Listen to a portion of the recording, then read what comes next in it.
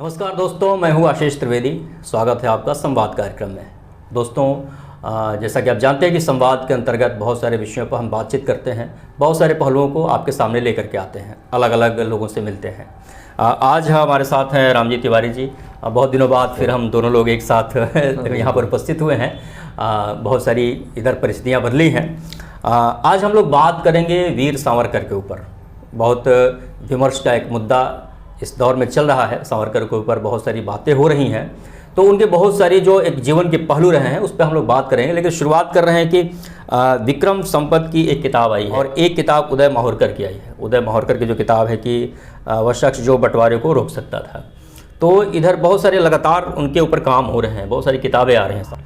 रक्षा मंत्री का एक बयान आता है कि गांधी जी के कहने पर ही सावरकर ने माफ़ीनामा लिखा अंग्रेज़ों के सामने। क्योंकि बार बार जब भी सावरकर की बात करते हैं हम लोग, या सावरकर जब केंद्र में आते हैं बहस के, तो उसी पर फोकस होता है कि सावरकर ने माफ़ीनामा लिखा, अंग्रेज़ों के सामने माफ़ी मांगी, और वो एक उनका कमज़ोर पहलू रहा है। तो इस पर लगातार उनके ऊपर हमले भी हो, और जो उनके पक्षकार हैं, उनसे जो जुड़े हुए लोग हैं, उनकी विचारधारा से जो जुड़े हुए लोग हैं, अब वो डिफेंड करते हैं इस चीज़ को कि नहीं, सावरकर ने अगर माफ़ी मांगी है तो उसके पहले कोई ठोस कारण रहा है, और गांधी जैसे व्यक्ति कहते हैं सावरकर को माफ़ी मांगने के लिए, तब वो माफ़ी मांगते हैं। तो इस पूरे प्रकरण को अगर हम लोग देखना चाहें तो कैसे देखेंगे? नमस्ते दोस्तों।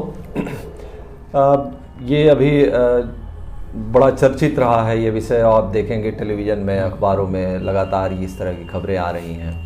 और दो किताबें आई हैं इधर, महत्वपूर्ण किताबें हैं। एक तो विक्रम संपत ने उनकी जीवनी लिखी है, और काफ़ी भारी भरकम किताब है वो।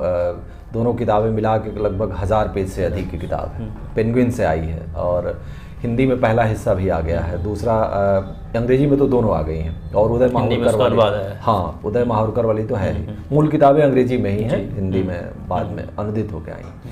तो उसमें जो विवाद हुआ, उन्होंने कहा कि भाई गांधी के कहने पे उन्होंने, सावरकर ने ये माफ़ीनामा लिखा था और माफ़ी उन्होंने मांगी थी। वो ऐसे नहीं उन्होंने किया था। ये एक तरह से कहिए तो पूरा सच नहीं है, बल्कि कहें तो बहुत थोड़ा सा सच है। इसमें थोड़ी सच्चाई तो है, लेकिन ज़्यादातर नहीं है। आप कहें तो एक तरह से अगर आप उस पूरे दौर को देखें तो अगर उनके 6 या 7 माफ़ीनामे हैं, तो एक जो माफ़ीनामा है जो गांधी के कहने पे आया है, और बाकी जो माफ़ीनामे हैं वो गांधी के कहने से पहले आए हैं। तो इसका मतलब हुआ कि आप 1/7 सच्चाई उसमें मान सकते हैं, बाकी 6/7 नहीं है। सावरकर 1911 में जेल में गए, और उनको 2 लाइफ इम्प्रिजनमेंट दिया गया था। आजीवन कारावास की 2 सजाएँ थी, वो 50 साल की थी, और उन्हें अंडमान भेजा गया। और अंडमान जाने के बाद वो तुरंत ही 3-4 महीने बाद उनका पहला जो है वो माफ़ीनामा या याचिका, जिसे विक्रम संपत कहते हैं कि वो माफ़ीनामा नहीं है, वो याचिका है। तो वो याचिका उनकी या माफ़ीनामा पहला आ जाता है, फिर उसके बाद 13 में आता है, फिर 16 में आता है, ऐसे करके। और ये जो गांधी वाला प्रकरण है वो 20 में की बात है। तो वो गांधी के यहाँ होता क्या है कि अप्रोच किया जाता है उनके भाई द्वारा। कि भाई सावरकर इतने लंबे समय से वहाँ पे हैं, और उनकी कोई सीधी चीज़ नहीं पकड़ी गई है। वो कॉन्स्पिरेसी की एक थियरी में वो पकड़ा गया था, और उनके लोग मानते थे कि भाई उन्हें राजनीतिक बंदी के रूप में है, जबकि हालांकि वो जो अपराध था वो हत्या का अपराध था, जिसमें उन्होंने नहीं किया था। वो लंदन में उस समय थे, लेकिन कॉन्स्पिरेसी के रूप में उनको माना गया था। नासिक में एक मजिस्ट्रेट की हत्या हुई थी। तो वो ये लोग कहते हैं कि भाई वो राजनीतिक बंदी हैं, और वो कई बार कह चुके हैं, अंग्रेज मान नहीं रहे हैं, और गांधी उस समय तक आप देखें तो परिदृश्य में आ जाते हैं। तो वो अप्रोच करते हैं। तो गांधी कहते हैं कि ठीक है, आप ये बात सारा चीज़ जो है लिख के कहिए उनसे कि वो अंग्रेज़ों के सामने रखें। तो उसके उनके सुझाव पे फिर से सावरकर 1920 में वो सारी चीज़ें लिख के देते हैं। और तब जो है गांधी उसको एक पत्र भी लिखते हैं, और फिर हरिजन में एक लंबा सा लेख भी, जो उनका अखबार है यंग इंडिया में, एक लंबा सा लेख भी लिखते हैं। और वो कहते हैं कि भाई सावरकर के साथ अन्याय हो रहा है, और आप अंग्रेज़ों को जो है उनको छोड़ने पे विचार करना चाहिए, उनको छोड़ देना चाहिए। तो ऐसे करके वो डिफेंड करते हैं। तो यही वो पूरी बात थी जिसको यहाँ पे कहा जा रहा है कि उनके लिए उन्होंने लिखा था। तो ये 1920 में तो हुआ है, इसमें दो राय नहीं है। लेकिन उसके लिए भी इनके लोगों ने अप्रोच किया था गांधी को, और उससे पहले भी सावरकर ऐसी याचिकाएं या ऐसे माफीनामे दायर कर चुके थे जो 1911 से लेकर 1920 के बीच के दरमियान के पीरियड के थे। लेकिन एक बात और यहाँ पे ध्यान में रखनी चाहिए कि सिर्फ सावरकर नहीं बहुत सारे लोगों ने उस समय ये ऐसी याचिकाएं दायर की थी जो वहाँ पे रहते थे, उस जेल में थे। लेकिन यह भी बात ध्यान में रखिए कि बहुत सारे लोग जेल में रहते हुए मर गए और उन्होंने ऐसी याचिकाएं दायर नहीं की और उन्होंने माफीनामा नहीं लिखा। तो ये दोनों तथ्य हैं जो हम लोगों को जानने चाहिए। अच्छा, ये बार बार ये बात आता है जब सावरकर की हम बात करते हैं तो वीर सावरकर की जब बात आती है तो लोगों का ये बार बार प्रश्न उठता है कि जब उन्होंने इतने माफ़ीनामे लिखे तो फिर वीर कैसे हुए? क्योंकि अब इसमें दो चीज़ हम देखते हैं कि जब वो जेल जाते हैं तो जाहिर सी बात है कि उस दौर में अंग्रेज़ों के ख़िलाफ़ एक बड़े आंदोलन में इनकी हिस्सेदारी भी रही है, लंदन से लेकर के और यहाँ तक बहुत सारे केसेज में इनको इंक्लूड किया जाता है। और तब वो जेल जाते हैं तो उनके जो पहले के जेल जाने से पहले का जो उनका जीवन रहा है वो स्वतंत्रता संग्राम में उसको हम किस रूप में देखते हैं? क्या भूमिका रही है स्वतंत्रता संग्राम आंदोलन में उनकी? तो देखिए 1911 में जेल से पहले 1910 में उनको वहाँ से ले आया जाता है और 11 में सज़ा होती है काला पानी की। वहाँ से पहले अगर आप सावरकर को देखें तो सावरकर जो कोई भी एक जो बड़ा क्रांतिकारी है जो राष्ट्रीय आंदोलन का उससे उसके पैरेलल हैं वो, और या कम से कम एक्शन में भी और दिमाग में भी, दोनों तरह से। आप देखिए कि 1909 में ही उन्होंने जब वो जाते हैं लंदन 6 में और 9 में वो जो 1857 की जो क्रांति है तो वो पहले आदमी होते हैं जिसको वो कहते हैं कि ये भारत का प्रथम स्वतंत्रता संग्राम था। इससे पहले कोई जो है इतिहासकार या कोई लेखक उसको इस बात को नहीं कहता। और उस समय सावरकर की उम्र जो है वो कुल मिला के लगभग 26, 27, 28 साल की होती है। मतलब एक युवा सावरकर जो है वो उस चीज़ को, और वो किताब ही लिख देते हैं, भारत का प्रथम स्वतंत्रता संग्राम करके उनकी किताब ही आ जाती है। मतलब और उसी को देखिए आज तक हम लोग उसको कोट भी करते हैं कि वो 1857 पहले एक दस्तावेज के रूप में वो पहला स्वतंत्रता आंदोलन था। नहीं तो अंग्रेज तो उसको सिपाही विद्रोह और इस तरह से सब गदर और क्या क्या करके वो इसको ये साबित करते रहे कि ये बहुत स्थानीय था, छिटपुट था, इसमें कोई बहुत बड़ी चीज़ नहीं थी। लेकिन सावरकर उसको पहले आदमी होते हैं। आप ये भी देखिए कि मदन लाल ढींगरा को मदद करने में उनकी भूमिका वहाँ पे आती है जब वो कर्नल वायली की जो हत्या करता है। एक्चुअली लॉर्ड कर्जन को भी मारने की तैयारी रहती है, तो बंगाल विभाजन हुआ रहता है उसको लेके, और ढींगरा जो है वो पाकिस्तान पंजाब से रहते हैं और एक अच्छे परिवार से रहते हैं, वो मार देते हैं। सावरकर की उसमें क्लियर भूमिका आती है। लेकिन वो मिलने भी जाते हैं बाद में जब ढींगरा पकड़े जाते हैं तो, और जेल में मिलने जाते हैं, लेकिन बाद में वो साबित नहीं हो पाता। तो उसमें उनकी भूमिका आती है। वहाँ पे एक जो संगठन इंडिया हाउस है उसमें उनकी भूमिका आती है। तो वैचारिक रूप से और क्रांतिकारिता के रूप से सावरकर की 1909 या 1910 से पहले जब वो पकड़े नहीं जाते हैं इस केस में, उससे पहले जो उनकी भूमिका है वो किसी भी जो भारतीय स्वतंत्रता संग्राम का जो सेनानी है उसके बराबर की है और उसके पैरेलल की है, जिसमें वो अपनी पहली किताब में आप देखिए कि वो हिंदू मुस्लिम एकता के भी बड़े समर्थक हैं, बहादुर शाह जफर की काफ़ी तारीफ करते हैं। तो वो पूरा जो सावरकर है 1910-11 से पहले, वो एक वास्तव में वो क्रांतिकारी सावरकर है और स्वतंत्रता सेनानी सावरकर है। अच्छा, हम देख रहे हैं कि सावरकर जो ये 1857 में जो किताब आती है उनकी, बहादुर शाह जफर की तारीफ़ करते हैं, हिंदू मुस्लिम एकता की बात करते हैं। वही सावरकर जब आगे आते हैं जेल से छूटने के बाद तो 1937 में द्विराष्ट्र की बात करते हैं और वो कहते हैं कि मतलब हिंदुओं के लिए अलग और मुसलमानों के लिए, कि मुस्लिम लीग 1940 में ये द्विराष्ट्र की कल्पना लेकर के आता है। तो ये जो परिवर्तन होता है, इस परिवर्तन को आप किस रूप में देखते हैं? देखिए थोड़ा उसमें हम लोगों को उनका जो जेल का जीवन है उसको थोड़ा समझना होगा कि जब वो जेल जाते हैं, तो मैं गया हूँ अंडमान में, 2-3 बार मुझे जाने का अवसर मिला है और उस जेल को मैंने देखी है, उस कोठरी को मैंने देखी है। कोठरी तो कहा जाता है कि काल कोठरी में रखा गया था, वो दरअसल थोड़ा बढ़ा चढ़ा के किया जाता है। आप अंडमान की जेल, अगर सेलुलर जेल को देखें तो वो ऐसी कोठरियां वहाँ पे सबकी लगभग थी, काल ही थी सबकी। मतलब कि एक आदमी दूसरे आदमी से को नहीं देख सकता था। अच्छा। हर एक कोठरी में लगभग जो लोग रहने वाले थे वो 3 मंजिला था, पूरा सेलुलर जेल 3 मंजिला थी और उसके 6 विंग थे। तो कोई भी एक आदमी जो एक कोठरी में बंद था वो दूसरे किसी आदमी को देख नहीं सकता था। तो हर आदमी एक्चुअली वहाँ पे काल कोठरी में था। और वहाँ पे सावरकर अब दोनों चीज़ें हैं जो उनके पक्ष में लोग हैं, वो ये कहते हैं कि चूंकि उनका उद्देश्य बड़ा था तो उनको ये लगा कि मैं तो यहीं मर खप जाऊंगा और मैं अपने उद्देश्य को पूरा नहीं कर पाऊंगा, तो इसलिए उन्होंने सोचा कि किसी भी तरह से यहाँ से बाहर निकले। और उस किसी भी तरह से बाहर निकलने में उनको ये अच्छा लगा कि भाई वो याचिकाएं भी दायर कर दें, माफीनामा भी दे दें और अंग्रेजों की बहुत तारीफ कर दें, उनकी न्यायप्रियता की बात करते हैं, उनको ये आश्वासन दे दें कि भाई हम अब आप कोई भी इस तरह की गतिविधि में भाग नहीं लेंगे, अंग्रेजी सरकार का हम एक ओबीडियंट रहेंगे। ये सब चीज़ उन्होंने लिखी और वहाँ से उसके बाद 21 में आप देखते हैं कि अंग्रेज उनको छोड़ देते हैं और उनको वहाँ से छोड़ मतलब कि रिहा नहीं किया जाता है, उनको रत्नागिरी जेल में, महाराष्ट्र की रत्नागिरी जेल में शिफ्ट किया जाता है। बाद में 1924 में उनकी सज़ा जो है माफ़ कर दी जाती है। फिर ये कहा जाता है कि आप रत्नागिरी नहीं छोड़ेंगे और इस तरह की कोई गतिविधि नहीं करेंगे। तो आप इस चीज़ को समझिए कि जहाँ सावरकर जब वो चीज़ मांग के आए रहते हैं माफीनामा और याचिकाओं के द्वारा, तो वो सावरकर के लिए अब संभव भी नहीं रहता है कि वो ये चीज़ें कर पाए और सावरकर नहीं करते हैं। अंग्रेजों के खिलाफ कोई भी बड़ी, आप देखिए तो 1947 तक का उनका जो आज़ादी के समय तक का पीरियड आप देखें 24 से, तो उसमें जो सावरकर की भूमिका है वो स्वतंत्रता आंदोलन के एक सेनानी की भूमिका नहीं है और उसमें उनकी जो भूमिका है वो जो हिंदू महासभा है और या जो हिंदू पूरा संगठन है या एक समाज है हिंदू समाज, उसको लेके एक कहिए तो एक नैरो, एक संकीर्ण तरह का, आप जिसे आप भाई बहुत सारे लोग इसको लेके कहेंगे कि भाई उन्होंने ऐसा किया, हिंदूवादी लोग जो है वो, लेकिन आप देखेंगे कि स्वतंत्रता आंदोलन की जो मुख्य धारा थी वो सबको साथ लेके चलने वाली थी।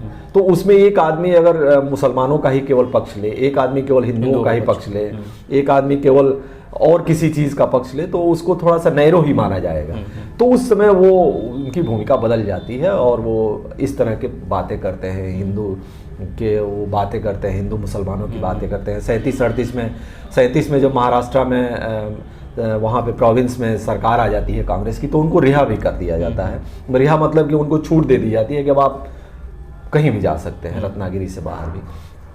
उसमें वो सोचते हैं कि भाई ये वही बात कहते हैं कि अब लगता है कि साथ नहीं रह पाएगा आदमी, हिंदू मुसलमान, और दुराश्री की बात कही जाती है कि 40 से पहले उन्होंने दे दिया, लेकिन वो इसलिए नहीं देते हैं कि बन जाए। वो उनका ये कहना है कि उनको ये डर रहता है, जो विक्रम संपत इस बात को कहते हैं कि उनको डर रहता है कि अगर यही स्थिति रही तो हिंदू और मुसलमान जो है एक राष्ट्र में नहीं रह पाएंगे, बहुत ज़्यादा दंगा और इस तरह की चीज़ें। तो वहाँ पे वो एक तरह से कहिए कि अब उनकी रिहाई के बाद 1921 या 24 की रिहाई के बाद की जो पूरा जो कार्यक्रम है सावरकर का, और वो नहीं है जो 1910 से पहले का है, 1909 से पहले का, वो बदला हुआ, चीज़ें बदल जाती हैं बिल्कुल, क्योंकि वो माफीनामा तो उसका पूरी तरीके से फॉलो भी वो, हाँ, और वो आप देखें तो एक तरह से मजबूरी भी है और वो उनकी इच्छा भी है कि भाई वो पूरा तौर पे फोकस कर देते हैं हिंदू वो संगठनों के लिए या हिंदू समाज के लिए, जैसा वो कहते हैं।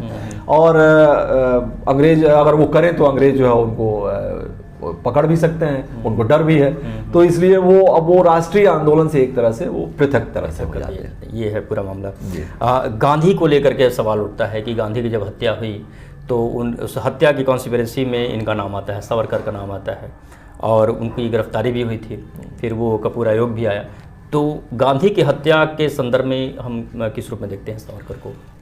देखिए 1948 में 30 जनवरी को गांधी की हत्या होती है, लेकिन उससे पहले अगर आप उसके पहले की घटनाओं को देखेंगे तो गांधी के खिलाफ एक तरह से समझिए कि जैसे एक जनमत भी गांधी के साथ है। 1942 का आंदोलन देखिए और उनकी तमाम उपवास देखिए, उनके आंदोलन देखिए, सांप्रदायिकता को लेकर उनका संघर्ष देखिए, तो उसमें आप देखिए कि वो डायरेक्ट एक्शन में जब होता है तो वो वहाँ चले जाते हैं, नोआखाली चले जाते हैं, यहाँ चले जाते हैं, सब जगह भागते रहते हैं।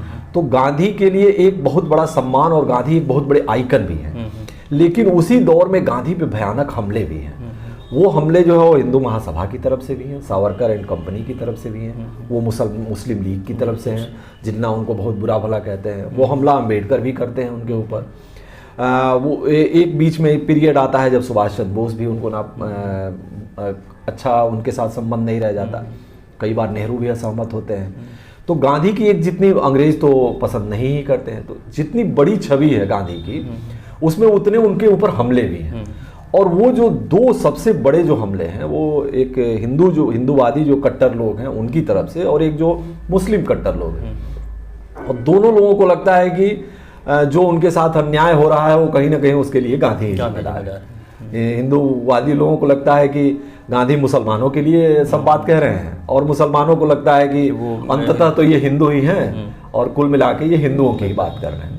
वहाँ पे ये आरोप है। जबकि गांधी को अगर आप देखें इस समग्रता में, उनको मूल्यांकन करें, तो वो गांधी एक, बेशक वो हिंदू हैं लेकिन उनका दिल जो है वो दोनों धर्मों के लिए समान रूप से धड़कता है और वो बातें करते हैं। तो वो जो पूरा माहौल बनता है दलितों के प्रति, स्त्रियों के प्रति भी, मतलब गांधी एक लिबरल समाज को लेकर के चल रहे हैं वो। तो जो सवाल आपने किया कि वो जो पूरा माहौल बनता है उसमें गांधी की हत्या हो जाती है। अब जो माहौल बनाने वाले में चूंकि क्या होता है कि एक हिंदू फंडामेंटलिस्ट, जो एक हिंदू कट्टरपंथी द्वारा जब हत्या होती है, तो जो पूरा हिंदू कट्टरपंथी माहौल जिन लोगों ने बनाया है उन पे स्वाभाविक रूप से सुई जाती है। अब वो सुई जो है वो पता चलता है कि चूंकि वो महाराष्ट्र से है तो वो तार महाराष्ट्र से जुड़ता है। फिर वो पता चलता है कि वो सावरकर से मिला हुआ है, मिलता रहा है पहले से, वो सावरकर तक जाता है और वो जांच होती है, सब तमाम चीज़ें पता चलता है कि वो जब दिल्ली आने से पहले 30 जनवरी से पहले 20 जनवरी के आसपास जब वो पूरा कॉन्स्पिरेसी रची जाती है महीनों से, तो उसमें सावरकर से मिल के आता है। ये सब बातें हैं, दो लोग जो उनके सहयोगी हैं वो इस बात को तस्दीक भी करते हैं। लेकिन आप देखेंगे कि जब वो केस कोर्ट में जाता है तो उस पर कोर्ट ये कहता है कि इन लोगों के बयान तो हैं लेकिन कोई कोरेबरेटिव एविडेंस नहीं है, मतलब उसको पुष्ट करने वाला कोई प्रमाण नहीं है, और इस बिना पे सावरकर छोड़ दी जाती है। लेकिन अगर आप पटेल के पत्र को तुरंत बाद देखें गांधी की हत्या के बाद, तो उन्होंने ये साफ रूप से कहा है कि ये जिस तरह का पूरा माहौल बनाया गया है उसमें वो सावरकर को भी जिम्मेदार मानते हैं। लेकिन उनके खिलाफ अदालत में, चूंकि देखिए क्या कही जाती है बातें, क्या आरोप लगाया जाता है, ये अलग बात है, लेकिन जब अदालत में वो बात नहीं साबित हो पाती है तो जाहिर सी बात है उनको बेनिफिट ऑफ डाउट दिया जाना चाहिए, और उनमें वो नहीं, उनको अदालत उनको छोड़ देती है। और 2 लोगों को मृत्युदंड होता है, बाकी 4-5 लोगों को आजीवन कारावास। इस संदर्भ में हम कपूर आयोग को कैसे देखते हैं? कपूर कमीशन आप देखें तो 64 में क्या होता है, 64-65 में ये सब चीज़ें अब सबसाइड हो जाती हैं। हत्या होती है, उसके बाद मुकदमा चलता है अदालत में, पूरा उनको समय मिलता है, वो अपनी बात कहते हैं गोडसे वगैरह लोग, और उसके बाद उनको कन्विक्ट होते हैं, 2 लोगों को फांसी होती है, बाकी लोग आजीवन कारावास हो जाता है। अब ये बातें एक तरह से सबसाइड हो जाती हैं, लेकिन ये बात धीरे धीरे तो रहती ही है कि ये रचा कैसे गया, और लोग ये मानने के लिए नहीं तैयार हैं कि सिर्फ गोडसे ने ही ये किया है। वो लोग मान रहे हैं कि इसके पीछे भी कोई ना कोई बड़ी साजिश है। और उसी में वो तिलक के जो बेटे हैं वो 64 में ये बात कह देते हैं कि इसमें तो वो सावरकर की भी भूमिका रही है, और वो क्या क्या सब अपना कुछ एक कहीं सभा में वो कुछ बातें कर देते हैं, और उसके बाद वो भूचाल मच जाता है कि भाई आपने तो इसको उस समय तो दबा दिया गया, इस पर फिर से जांच होनी चाहिए, क्योंकि गांधी से जुड़ा हुआ मसला है, एक सेंटिमेंट है लोगों का। फिर वो एक गोपाल स्वरूप पाठक जज हैं, उनके अधीन एक कमेटी बनती है, और वो जीवनलाल कपूर जो है को बना देते हैं कि फिर से आप कपूर कमीशन बनता है और आप इसकी जांच करिए। फिर वो सारे एविडेंस और सारी चीज़ें वो देखते हैं छाछट में।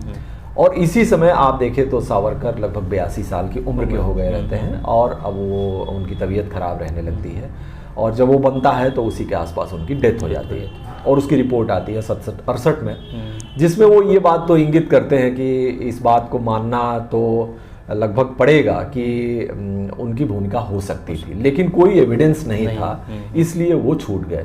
तो कपूर कमीशन बल्कि जो पहला ट्रायल था 48-49 वाला, उससे ज़्यादा गंभीरता से उनके ऊपर आरोप लगाता है। लेकिन चूंकि बात अब सावरकर की डेथ हो गई रहती है, और कोई फिर वहाँ भी कोई जो एविडेंस जो कहा जाता है वो आता नहीं है, तो वो बात भी आई गई ही रह जाती है। बाद में सुप्रीम कोर्ट में भी वो बात आती है, 2018 में सुप्रीम कोर्ट कहता है कि अब इस बात को खत्म माना जाए और इस चीज़ को अब बंद किया जाए, क्लोज कर दिया। तो मेरे ख्याल से अब इस चीज़ पे शायद बहस करना बिल्कुल। अच्छा, एक चीज़ ये आती है कि जब भी हम सावरकर की बात करते हैं और सावरकर को जब बहस के बीच बहस में लाते हैं, तो एक आरोप लगता है कि इनको गांधी के बराबर खड़ा करने का प्रयास किया जा रहा है या फिर गांधी से आगे इनको स्थापित करने की कोशिश की जा रही है। तो गांधी और सावरकर को अगर हम देखें तो किस रूप में इसको आप देखेंगे संक्षेप में? अब देखिए, गांधी के बरक्स तो भारत में तो छोड़ दीजिए स्वतंत्रता आंदोलन, 20वीं सदी में दुनिया में वैसा आदमी शायद नहीं हुआ। तो अब दूसरे से किसी की क्या तुलना है? ठीक है, सब लोग अपनी अपनी बात कहने के लिए लोकतंत्र में स्वतंत्र हैं, लेकिन गांधी 20वीं सदी के दुनिया के सबसे बड़े नायक हैं, भारत के छोड़ दीजिए, और वो स्वतंत्रता आंदोलन के भी सबसे बड़े नायक हैं। इसका मतलब ये नहीं कि सब कुछ गांधी ने ही स्वतंत्रता आंदोलन में किया है, उसमें हजारों लाखों अन्य लोगों की भूमिकाएं हैं, सावरकर की भी एक भूमिका है। तो मुझे लगता है कि हम लोगों को उनकी अपनी भूमिका के हिसाब से ही देखा जाना चाहिए। और मैं याद करता हूं कि 2010 में मैं अंडमान गया था, तो जो ये बात कही जा रही है कि उनको डिमीन किया जा रहा है और उनके खिलाफ बड़ा जहर है, वहाँ पे एक लाइट एंड साउंड शो होता है उस सेलुलर जेल के भीतर। और 2010-13 दोनों समय मैं जब गया था, उस समय केंद्र में भाजपा की सरकार नहीं थी और कांग्रेस की सरकार थी। उस लाइट एंड साउंड शो में सावरकर की वीरता के किस्से काफ़ी मैंने अच्छे तरह से बताए जाते हैं, उनकी कोठरी दिखाई जाती है, उसमें वो एक फोकस प्रोग्राम है जिसमें सावरकर की जो वीरता है वहाँ पे और जो जिसके लिए वो लड़ते हैं उसको बहुत अच्छे तरह से लिया जाता है। वो माफीनामा और याचिकाएं और भाग गए, ये सब कहीं नहीं कहा जाता है। तो इसका मतलब ये हुआ कि उनके बारे में एक अच्छी राय पहले से रही है। अब हुआ क्या इधर बीच में कि अगर आप गांधी के पैरेलल जबरदस्ती किसी को खड़ा करेंगे, तो एक पक्ष अगर गांधी के पैरेलल उनको खड़ा करने की कोशिश कर रहा है तो दूसरा पक्ष कहेगा कि भाई ये तो माफीनामा वाले ही हैं, ये माफी वीर है। तो इसलिए मुझे लगता है कि ये दोनों पक्षों की थोड़ी कटुतापूर्ण बात है। और सावरकर की जो अपनी भूमिका है उसके लिए उनकी तारीफ या उनकी आलोचना दोनों होनी चाहिए। लेकिन मुझे लगता है कि न तो ये वाला आरोप ठीक है कि भाई ये बात ठीक है कि वो गांधी के बरक्स खड़े हैं, और न ये वाला कि भाई वो केवल माफी ही मांगे और यही। तो बाकी उनके संघर्ष को और उनकी जो भूमिका है उसको डिनाई कर देना भी ठीक नहीं है मेरे ख्याल से। तो उसको एक समग्रता में देखना चाहिए। बस चलते चलते आखिरी सवाल कि आज के दौर में अगर हम सावरकर को याद करें तो किस रूप में याद करें? वही इस रूप में कि आप सावरकर आप देखिए तो एक दौर था जिसमें वो बहुत अच्छे क्रांतिकारी थे, उन्होंने इतिहास का लेखन किया, उन्होंने हिंदू मुस्लिम एकता पे बात की, और जब क्रांतिकारी कोई चीज़ करने को आई तो वो भी उन्होंने किया। बीच में उनका एक पीरियड ऐसा रहा जहाँ पे वो 10 साल जब जेल में रहे, तो वो पीरियड जो है उनको लगा कि शायद वो शिफ्टिंग का पीरियड था और उनका मानसिक पूरा जो संतुलन था वो दूसरी दिशा में गया और वो थोड़ा संकीर्ण हुए। तो उसके बाद जो उन्होंने पूरी जो वो धारा अपनाई वो उतनी अच्छी नहीं है और वो दुनिया में उतनी अच्छी नहीं मानी जाती। तो उनको उस तरह से भी याद है। और ख़ास करके जब गांधी की हत्या का, चूँकि वो गांधी का कद इतना बड़ा था, राष्ट्रपिता थे, तो जब वो आरोप लग गया तो थोड़ा सा और, हालांकि वो आरोप साबित नहीं हुआ, तो थोड़ा सा और पीछे चले गए। तो मुझे लगता है कि एक व्यक्ति के भीतर जो कई आदमी होते हैं, सावरकर उसकी भी एक तरह से कहिए तो पहचान है कि वो अच्छा भी है कहीं और कहीं नहीं भी है। तो मुझे लगता है कि उसी समग्रता में हमको लेना चाहिए। चलिए, बहुत बहुत धन्यवाद। और सावरकर पर हम लोगों ने बात की दोस्तों, और जाहिर सी बात है कि अगर किसी व्यक्ति को अगर हम याद करें, उसके बारे में जानें, तो उसके दोनों पहलुओं के बारे में बातचीत करें, किसी एक पहलू को लेकर के न आए। और एक छोटा सा प्रयास किया हम लोगों ने सावरकर के जीवन को समझने का। बहुत सारे पहलू हैं, बहुत सारी किताबें हैं जिनको पढ़ करके हम लोग जान सकते हैं, समझ सकते हैं। तो दोस्तों, मिलते हैं फिर अगले एपिसोड में अगले विषय पर। फिर तब तक के लिए आप सभी को नमस्कार, और आप देखते रहें हमारा ये कार्यक्रम संवाद और अपना फीडबैक देखते रहें। बहुत बहुत धन्यवाद।